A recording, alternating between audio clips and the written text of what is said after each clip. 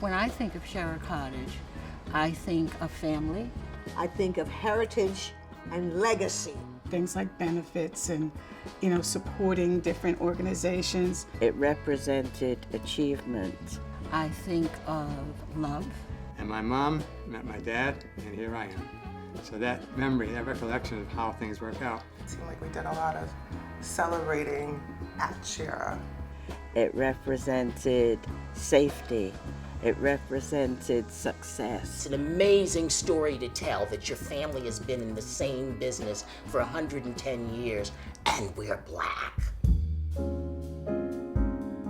One of the important stories of Shara Cottage is the story of strong black women. Henrietta Merchant Shara bought the property which Shara Cottage is located on today in 1903 because she wanted to start a business that would support her family's summers on Martha's Vineyard. Charles and Henrietta did some research and saw that the Edgartown rich whaling white women had these petticoat dresses that they would send off island to get fixed, mended, and cleaned. So they said, hey, we can do that here for half price. And so they opened up a laundry, hired 6 women, opened up a laundry, and they did the laundry from 1896 to 1912.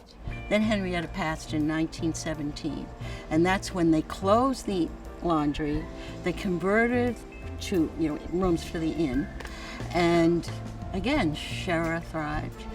Many internationally as well as nationally known visitors came to Shara Cottage, which catered to African Americans who were not welcome at the other guest houses on the island. We're going into a period of U.S. history which was violently racist. Here we've got white supremacy set up, and Shara achieved all that they did with that as a backdrop. Harry T. Burley, who's credited with transcribing the Negro spirituals. Reverend Adam Clayton Powell Sr. came with his son, Adam Clayton Powell Jr., who went on to become congressman in New York City, the Abyssinian Baptist Church. Lillian Avanti, who's recognized as being the very first internationally known opera singer from D.C. Madam C.J. Walker, who was the first woman self-made millionaire, black or white. Our family was proud to host them. Charles Shara, as I said, who was born enslaved on Martha's Vineyard. He was the landowner, and he walked around with a 3-piece suit and a Panama hat all the time. Very proud man. I'm Joanne Walker. I'm 4th generation Shara family, and my grandmother, Sadie Shara Ashburn, ran Shara Cottage. Sadie would put us in her town car, and we would go to the turkey farm. She'd buy turkey, live turkeys, bring them home. Folks would come from all over the island just to eat her meals, especially on Sunday. And cook a turkey dinner. Oh, stuffings, gravy, biscuits, sweet potatoes, green beans.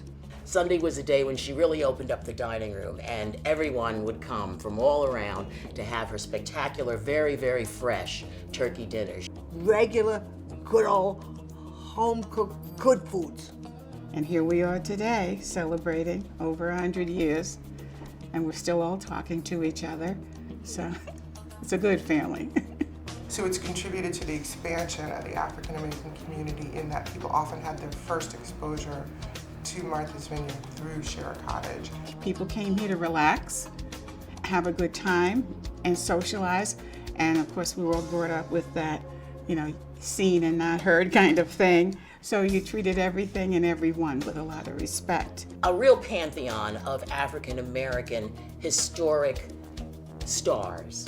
I couldn't pinpoint one person or situation other than the fact that when I got married up here, the Commodores played at my wedding because my uncle was their manager. So before they honed their act and went on tour with the Jackson 5, they performed here in Martha's Vineyard. They worked, they practiced, they played in the nightclubs, they played on the beaches. So our family was very much involved, and I think generationally that's what everybody's done since my great-great-grandfather. Everybody, you owned a piece of Shara Cottage. Being a part of something this special definitely feels really amazing, especially like just looking around and seeing like all of the things that we've been able to do just as a family. So yeah, it does feel like a dream sometimes. It's very special. The future for Shara Cottage for me means that the family stays involved. It stays in family hands.